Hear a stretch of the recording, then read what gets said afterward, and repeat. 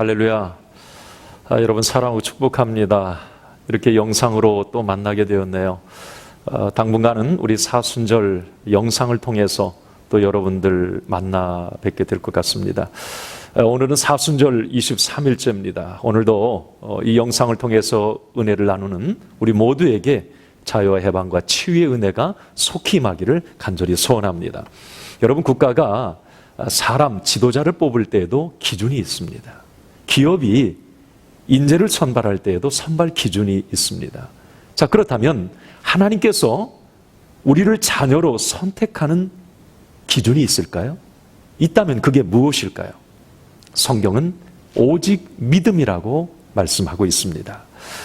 에베소 2장 8절 말씀에 보면 너희가 그 은혜에 인하여 믿음으로 말미암아 구원을 받았으니 이것은 너희에게서 난 것이 아니요 하나님의 선물이라. 믿음으로 말미암아 구원을 받았다라고 하는 것이지요.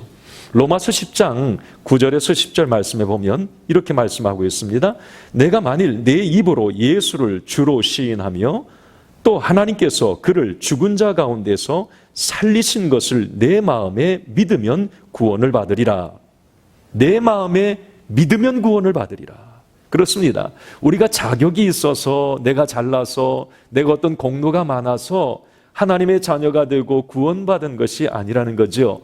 하나님을 나의 구주, 나의 하나님으로 예수 그리스도의 이름을 믿음으로 말미암아 우리는 구원을 받게 되었고 하나님의 자녀가 되었다고 하는 것입니다. 그래서 내가 하나님의 자녀가 된 것, 구원받는 것, 천국 백성이 된 것, 이건 하나님의 전적인 은혜인 것이지요. 여러분, 사도 바울 당시에 이 로마서를 쓸 이 당시에 말이죠. 그 당시 많은 유대인들은 행위로 구원을 받는다라는 생각을 했습니다. 율법을 잘 지킴으로 구원을 받을 것이다, 그런 생각을 했어요. 그래서 율법을 완벽하게 지키기 위해서 그들은 많이 노력을 했습니다. 그러나 사도 바울은 우리에게 분명히 말씀하고 있어요. 율법으로는 절대 구원을 받을 수 없다라고 말이지요. 로마서 오늘 본문 9장 31절 말씀에 보면 의의 법을 따라간 이스라엘은 율법에 이르지 못하였으니 오히려 율법을 따라갔는데 율법에 탈락한 자들이 되었다고 하는 거지요. 율법으로는, 행위로는 구원을 받을 수 없다는 거예요. 사도 바울은 이어서 그런 말씀을 합니다. 32절에 보면 어찌 그러하냐? 이는 그들이 믿음을 의지하지 않고 행위를 의지함이라. 부딪힐 돌에 부딪혔느니라 라고 말씀을 합니다. 행위를 의지했다. 여러분, 예를 들면 예수님께서 산상수훈에 이런 말씀을 하시죠. 미워하는 자는 살인을 한 자다. 음욕을 품는 자는 간음한 자다. 나가라 하는 자, 누구에게 바보라 하면 심판을 면치 못한다. 지옥 간다. 여러분, 그러면 우리가 이런 예수님의 말씀 앞에 자유할 사람이 어디 있어요?